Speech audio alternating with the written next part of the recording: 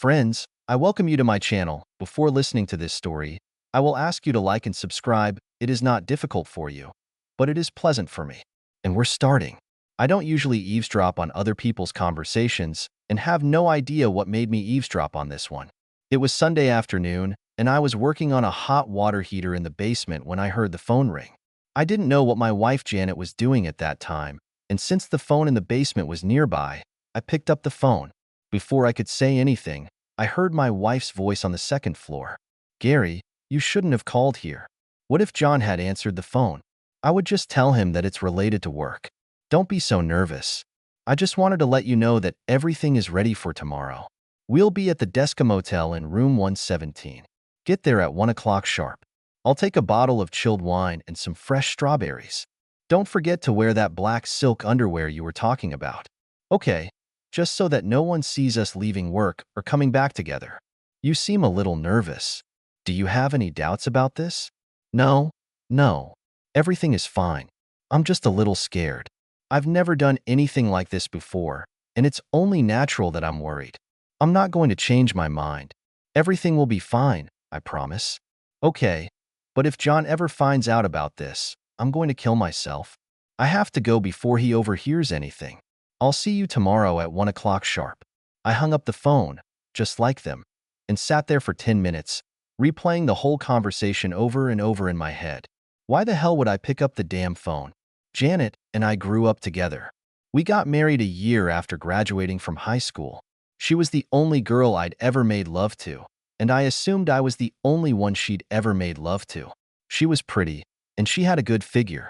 We had one son, Terry, who was in high school. We didn't have many friends, and our whole life was spent together. I thought that everything was fine between us, but apparently I was mistaken. I decided that I didn't need to drain the hot water from the water heater. There was some beer in the fridge in the basement. It helped ease my pain. I decided that I have 3 options. I could have confronted her directly and caused a big emotional scene. I didn't like that. Secondly, I could make a few hints or make a few remarks that would make her believe that I suspect something. It was a little more appealing to me than the first option, but I decided that it would just postpone everything to a later date when I might not know about it. The third option was to just let her go through with it. I liked the latter, but with a slight modification. I decided that let everything go according to plan, but at the last minute, I would give her the opportunity to back off. If she accepts it normally, if not, I'll have to attack. Besides, there were 3 ways she could go. Maybe if I'm lucky, she'll just change her mind and leave. I doubted that would happen. The second is to take advantage of the last chance I'll give her. It was a strong maybe. The last option she had was to go through with it. As much as I hated to admit it, it seemed the most likely. Okay, now that I had sorted it out, I was ready to plan my attack. It looked like I could make a game out of it, and the more I thought about it, the more I enjoyed it. After dinner, I started making serious plans. I had to gather information first, and then make a game plan. I've been working at a security systems firm for almost 20 years. They've been after me for the last year to get an office in Huntsville, Alabama, but Janet didn't want to move. Janet has been working for an insurance company for the last 10 years. She was doing well, but I never liked the guy she worked with, Gary Simmons. Now I know that my suspicions were well-founded. Gary was married, and his wife seemed pretty nice. I was upset that he wanted my wife. My move to Alabama would be good for Terry because he was determined to go to Auburn. The training of residents was much more affordable than the training of non-residents. While we were having dinner, I decided that I would take up a position in Huntsville. It didn't matter what the result was the next day. I was going to move anyway. I'll be able to file a residence declaration when I get there, and I'll have enough time for Terry to pay for his tuition. I didn't feel it necessary to say anything to Janet, but I decided to say something to Terry after dinner. I'll let you know at work the next morning, and I'll be able to hit the road as soon as I pack my things. When this settled in my head, the rest of the plans became easier. Terry and I got along great, and when I explained that I was going to go to Alabama before the rest of the family, he thought it was a good idea. He agreed not to tell his mother about it. I didn't tell him anything about his mother's plans for the next day. I still didn't know exactly what I was going to do, but I was sure that everything would work out. I told Janet that I needed to go to the Home Depot to get some things, and left. The first purchase was a cell phone with a 60-minute business card. I was going to make a lot of calls, and I didn't want them to be tracked. I stopped by my favorite bar to see if I could get help from old school friends who were less than respectable. It cost me $400 to buy 2 big bags of crappy weed. My old school buddy Benny told me that I was taking a big risk by buying so much because I might be accused of trading. I told him that was exactly what I was counting on. One of the guys in the bar that I didn't really know was Wolf Fraser. He was mean, and everyone stayed away from him if they could. He was driving a Corvette, and I noticed him in the parking lot when I got out. I took a screwdriver out of the car, and in less than a minute I had Wolf's license plate. I knew where he worked, so I could call him in the morning. This was followed by a trip to the Desca Motel. I stopped in the lobby, looked at the counters with tourist attractions and restaurants, and took what I needed. The clerk gave me some information about the motel, including a map and phone numbers for cleaning and room service. It's time to go home. Janet was watching TV when I arrived. I told her I had some work to do at the office, and she said she was going to take a shower and go to bed early because she had a big day tomorrow. While Janet was in the shower, I opened her briefcase and took out her diary and phone notebook. I spent the next half hour writing down names and phone numbers. Then came the most tedious part. I had to enter all the phone numbers in speed dial on a disposable phone and on my own phone. I needed to look up a few more numbers in the phone book before I was done. It looked like I had everything ready when I finally collapsed on the couch. It was a hard night. I tried in vain to sleep. I kept thinking about what Janet was going to do and wondering what I had done wrong that made her want to do it. By the time I fell asleep, I had convinced myself that it was my fault and that I had failed somewhere. Morning came and I had mixed feelings. I made coffee and set the table. Janet came downstairs and looked great. "You look awfully good today. Is today a special day at the office?" "What do you mean? I always look good." "I know. We read the newspaper while we ate."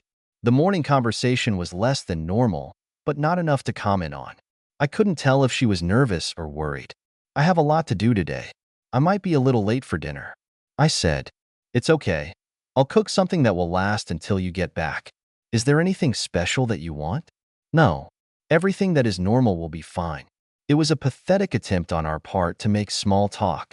She knew what she was going to do, and I knew what she was going to do, and we both walked on balls. I came to work early and made all the necessary arrangements for my transfer to Huntsville. After signing all the necessary papers and clearing the table, I went into the office of a divorce lawyer. I've received the forms and information I'll need to file for divorce if my last attempt doesn't work. I returned home, packed up all my clothes and loaded them into the car, pulled the hard drive out of the computer and took all the files and documents that I thought I might need. Most of our savings and investments were converted into valuable coins, which I also took. The banks were open by this time, so I canceled the accounts and credit cards. I knew that in many ways I was acting prematurely, but I didn't really believe in the possibility of a change on her part. I went into a flower shop and ordered a dozen red roses, which were supposed to be delivered at exactly 1:15. All this time I was looking at my watch. It was important to choose the time. Around 12:30 I went to the motel and found a good parking spot where I couldn't be seen, but the room was clearly visible. I laid everything out neatly on the front seat. Finally, Gary appeared. He got out of the car with a grocery bag, which I assumed contained strawberries, a bottle of wine, and who knows what else. He went straight into the room, then came back and filled the ice bucket. While he was preparing the room, I started calling. The first was Pizza Hut. "Hello. I want a large pepperoni pizza delivered to room 117 of the Desca Motel. I might be taking a shower, so make sure the guy knocks loudly and long enough for me to hear him. 20 minutes is fine. Thank you." Secondly, there was a call to Papa John's, followed by Domino's and Pizza Godfathers. Then the call went to the Golden Dragon, where I ordered egg rolls and sweet and sour pork. I assumed that half of them would call back to check the order, but that was fine because the effect would be the same. Janet hadn't arrived yet, so the next call was made to the motel's cleaning service, where I asked for extra towels and another ice bucket.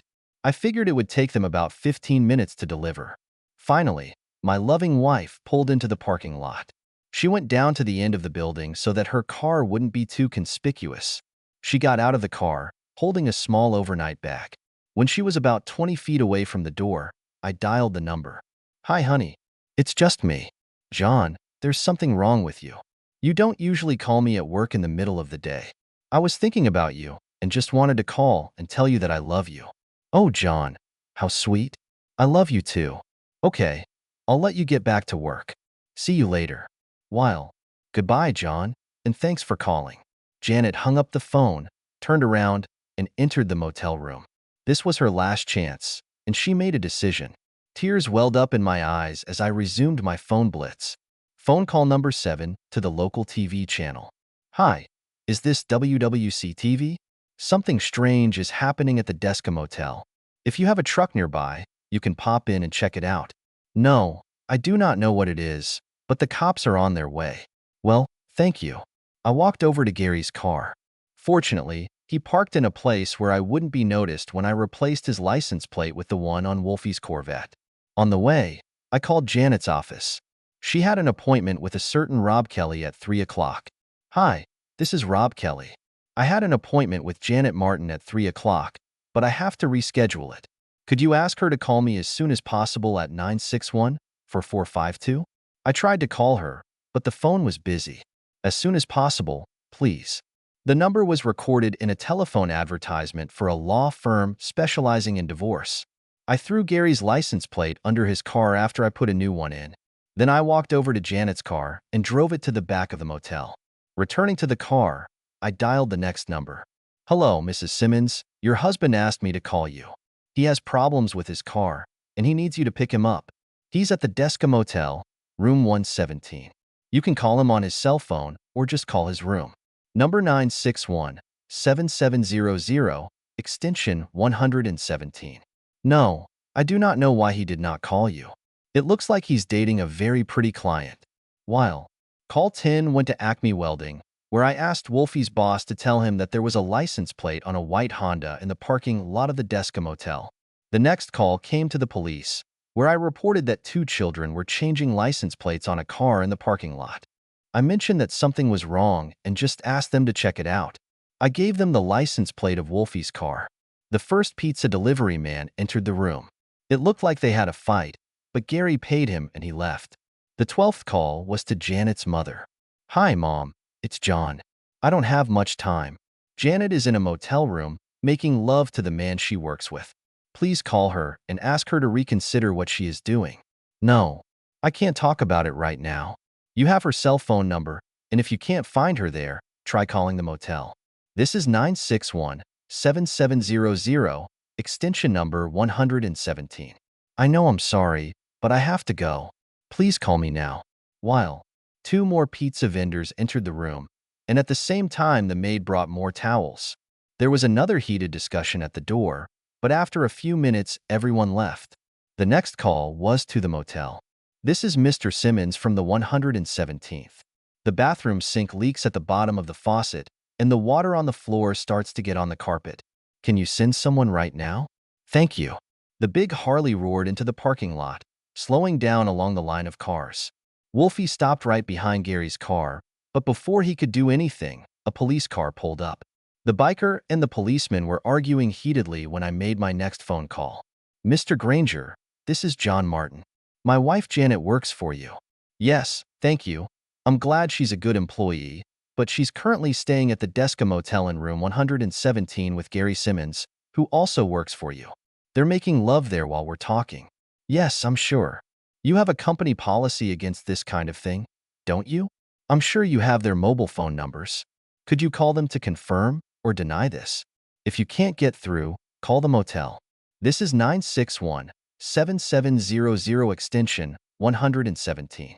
I no longer want my wife to work for your company, Mr. Granger, and I would appreciate it if you would let her go. If this is a violation of policy, maybe Mr. Simmons should be released too. No, I'm really sorry that I should have warned you. Thank you for your time. While. A messenger from an Oriental restaurant was standing at the door of the motel. The policeman was walking into the room, and Wolfie was waving his arms and shouting, walking next to him. Call number 15 was received by Janet's sister. Hi, Nancy. This is John. How are you doing? Hey, I have a little problem right now. Janet is in a motel room making love to the guy she works with, and I'm going home to get my Ruger. I'm going to go back and shoot them both, but I don't want the police or reporters to find Janet without her clothes on. Could you call Janet and tell her to get dressed before I get back? She's at the Desca Motel, room 117. If you can't reach her on her cell phone, call her room. By the way, I drove her car to the back of the motel. She might not be able to drive. You know, maybe you should just go there and pick her up. If you're there before me, you might want to take her home. No, I'm sorry, I can't talk right now. Thanks for the help. Call me as soon as you can, okay? The traffic at the door of the room was hot and heavy. The maintenance guy just came to fix the sink. The courier was trying to get the money while Wolfie and the policeman were talking to Gary. The florist was standing at the door trying to deliver roses, but he wasn't having much luck. It was time for me to leave. My work here was finished. As I was leaving, I walked past the TV people. I had 2 bags of grass in my car, and I didn't know what to do with them. I was going to put them in Gary's car, but I changed my mind. On the way home, I threw my cell phone and grass into the river. I stayed at the house just long enough to say goodbye to Terry. I told him that I would keep in touch with him and not give his mother any trouble for the next couple of days. I'd give anything to find out what's been going on in the motel room for the last hour. Leaving the city, I made another call. I wasn't sure what would happen, but I tried just in case. Hi, Gary Simmons? This is John Martin. I just wanted you to know that if you lay a finger on my wife, I'll rip your balls off and shove them down your throat. Do you understand? An inarticulate answer, yes, I understand. I hung up the phone and drove out onto the highway. About 8 hours later, my cell phone rang. The caller ID showed that it was Janet. Hello, John. Where are you? I'm on I-81, near Knoxville. Why? John. What's happening? We need to talk. We have nothing to talk about, Janet. Please, John, talk to me. Janet, I'm going to ask you 3 questions, okay? Give me direct answers to all 3 questions, and then we can talk. Good. What did I tell you when I called you on my cell phone today? You said, I love you. What did you do after you hung up? There was a short pause. I went into the motel room. Why did you enter the motel room? There was no response. Janet, answer me. What was your purpose in entering the motel room? There was another pause. John, I don't want to answer. Goodbye, Janet. I hung up and turned off the phone. I won't need it for the rest of the trip. Since the company was taking care of all the moving expenses, I rented myself a pretty nice motel room and had a great dinner. I needed to settle in quickly, so I spent the next 2 days looking for an apartment. It was easy to get something suitable and reasonable because I'm not too picky. This was followed by a new telephone service and a postal address. I changed the name of the car and got a new driver's license. I registered to vote and then filled out a declaration of residence. I sent out all the papers to start the divorce. Everything went pretty smoothly, and soon I was ready to start my new job. I called Terry and gave him my new number. I asked him not to give it to his mother, but said I would understand if she put pressure on him. He didn't think it would be a problem. He said she had lost her job and was very depressed. I asked if they needed anything, and he replied that everything was fine. Terry was my only real contact with the old house. A few weeks later, he said that Janet had received the divorce papers from a lawyer. She just signed them and sent them back the same day. He didn't even think she'd read them. She stopped wearing makeup and started selling her clothes and jewelry. She held a yard sale every 2 weeks and sold everything that wasn't nailed down. I gave the lawyer a power of attorney so she could sell the house whenever she wanted. I didn't want anything from the sale. She got a job at the bakery, which was located next to the house. Shortly before Terry graduated from high school, Janet put the house up for sale. She rated it so low that she sold it almost immediately. The sale was conditional on her and Terry staying in the house until Terry graduated from high school. The buyers readily agreed. Janet found an apartment within walking distance of the bakery. It was a small apartment on the 2nd floor, and she left all the furniture she didn't need in the house. She gave Terry a car to take with him to college. Terry helped her move and went to Auburn. By this time, she had gotten rid of almost everything that was in the old house. Terry said the apartment looked like a monk's room in a monastery. While his mother never denied him anything, she deprived herself of everything. I could tell he was worried about her. For years passed quickly. It was a 4-hour drive from my house to Auburn, and I barely saw my son. He was busy with school and his friends, and I spent too much time at work. Janet asked the management company to send me a check after the sale of the house. It was for the whole amount. She didn't leave anything. I cashed out the money and put it in the folder I had set aside for her. I bought a small house and spent most of my time doing repairs and improvements. I haven't met anyone and I haven't talked to anyone. I just wasn't interested in it. I wasn't interested in getting close to anyone. Graduation day came, and I went to watch my son receive his diploma. We took the seats for the ceremony, and Janet took the seat next to me. I was glad to see her, even after we broke up. She looked good, but tired. She was a little older, and because of the lack of makeup and self-care, she seemed a little sad. We smiled at each other and said hello. They had just started handing out sheepskins, so there was no time for small talk. I don't think any of us knew what to say. It ended too quickly. The awkwardness of the moment was interrupted by the appearance of Terry. He was excited about getting his degree and was talking at a mile a minute. It was great to watch him enjoy his moment of glory. A few of his friends came over and introduced themselves, and then the whole party went to Gulf Shores to celebrate. Janet and I were left alone. How did you get here? I was trying to break the ice. By bus. I have a round-trip ticket, and I have to get back to the station by 6. Could you give me a ride? No problem. When? I took a week off, but I can't stay here. I think I'll come back tonight and spend the rest of the week painting my apartment. It sounds funny. What's my alternative? She laughed. You could stay with me for a few days. I can even take you home from there if you want. It's better than a bus. Anything is better than a bus. Although I don't think going to you would be a good idea. It would be too difficult for both of us. We've never talked. I got angry then and cut you off. I didn't give you a chance to explain anything, and I've been feeling bad about it for the last few years. Do you want me to tell you about what happened? Should I tell you now, after our lives have been destroyed? Is it too late? I think so. What can I tell you now to make things right? You weren't listening then. Why are you listening now? I can't answer that. Even if we don't get to talk, I'll still enjoy the company for a few days. Are you sure you can't spare some time for me? I also took a week off. Do you have any luggage? No, just what I'm wearing. I wasn't going to stay the night.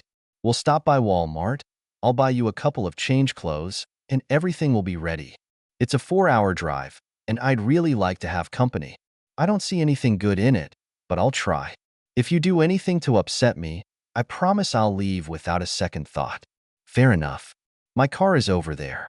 We were silent for the first few miles. We got off near Birmingham, and I bought her underwear, trousers, and some tops. I also persuaded her to wear sneakers, but she refused to buy cosmetics. I didn't insist, I just hinted. A little further down the road, we had dinner in a Cracker Barrel. She always liked to eat there. We were moving up the I-65 at a good speed when it opened. To make love. I looked at her. What kind of lovemaking are we talking about? The answer to your last question was make love, but I couldn't say it when you asked me that day. I don't know why. Either I was too ashamed, or I didn't want to hurt your feelings. I just couldn't bring myself to say it out loud. After you hung up, I realized that you already knew everything, and it was stupid of me to deny it. I tried to call you back, but you turned off your cell phone. Then I realized that my life was over. You broke my heart. I know that, and I don't know how to fix it. I've been lying awake for so many nights trying to figure out how to fix this, and I couldn't think of anything. After a few years, I decided that there was nothing I could do to improve the situation. I couldn't think of anything to say. She seemed to be doing fine on her own. If you knew what was going on, why didn't you stop it? I couldn't stop it. Only you could have done it yourself. You could have said something. No. If you knew what I know, you wouldn't do it for the wrong reasons. Knowing that you were caught or might be caught wasn't a good reason not to go through with it. You should have stopped it because you knew it was wrong, not because you might get caught.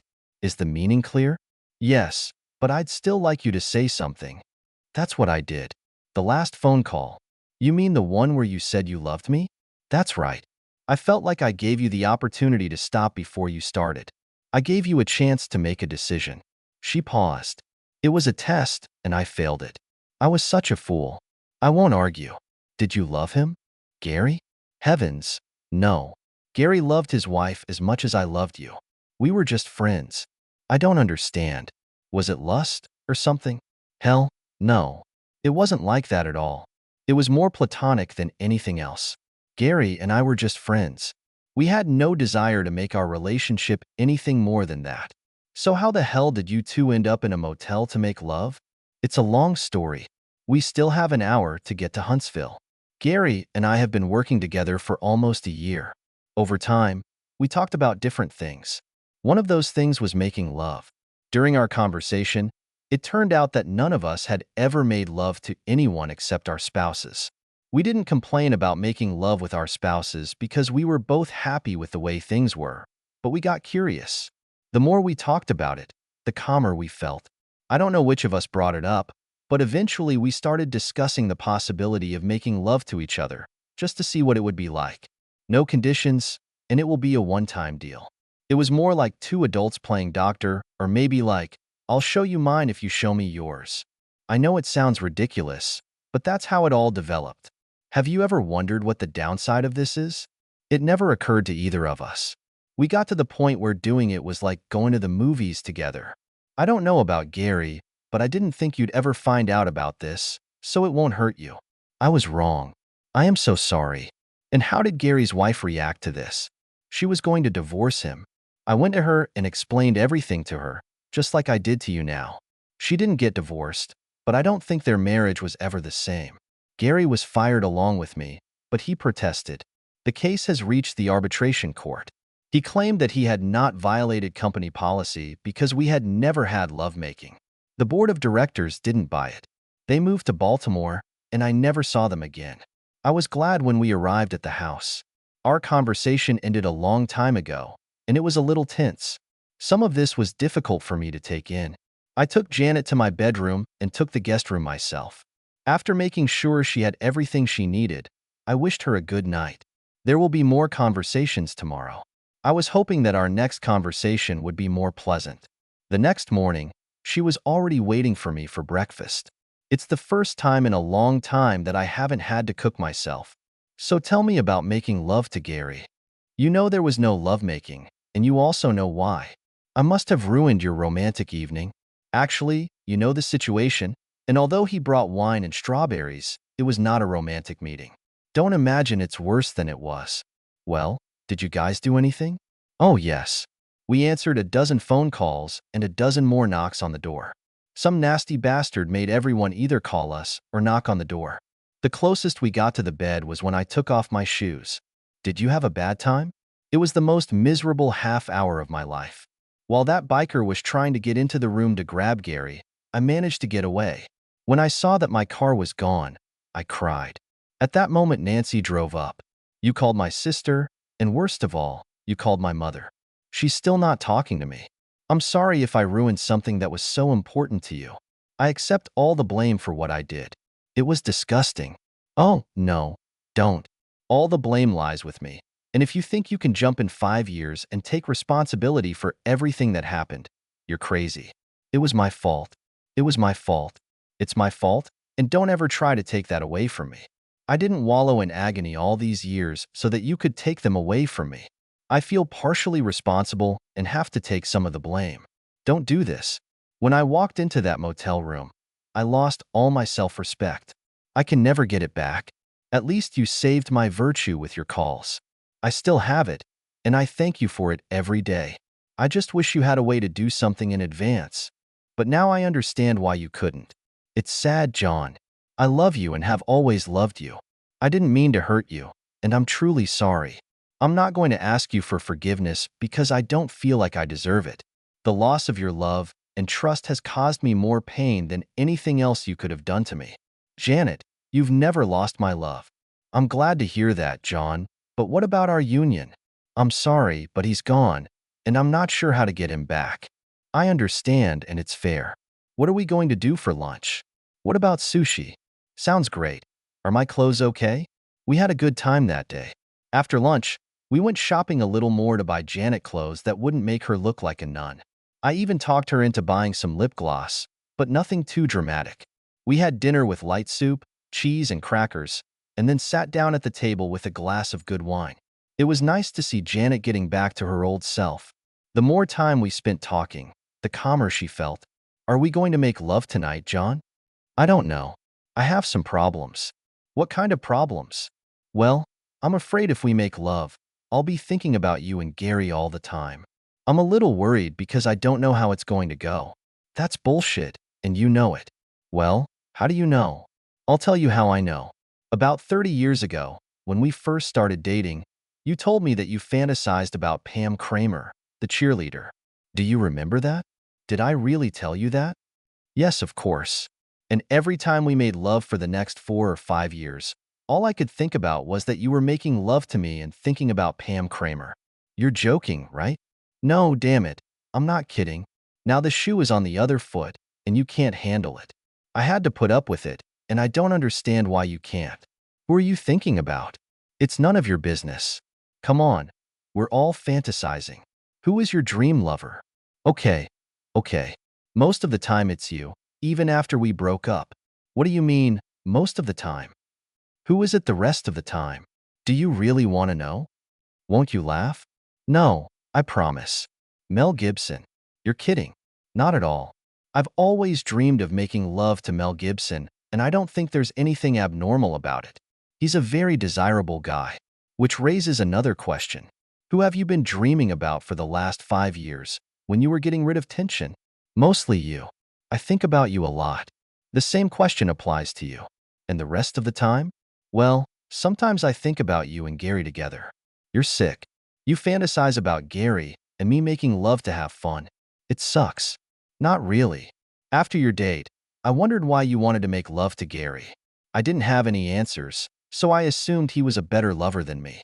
I was sure that in some sense I had failed as a partner, and I convinced myself that you were striving for renewal.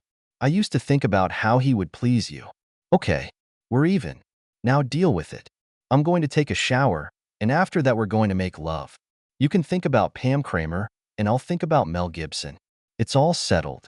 Tomorrow morning we'll go get my things, and I'll move in with you. Can you handle it? Are we going to get married? No, I can't marry a man who doesn't trust me. Maybe in a couple of years we'll talk about it again. Oh, I see. You want to stay single in case another guy like Gary shows up. Bastard. One more remark like that, and I'll punch you in the head. Now go and turn off the phones. I don't want to be interrupted. It only took about an hour to load her things into the car. Terry was right. She really got rid of almost everything. She sold the remaining furniture to the owner for $200. When I finished loading the car, she came up to the bakery and said she was leaving. Shortly after that, we hit the highway heading south. I looked at her, and we both smiled. I have one more question, the last one. Okay, what's the matter? Where the hell did you get the Mel Gibson poster?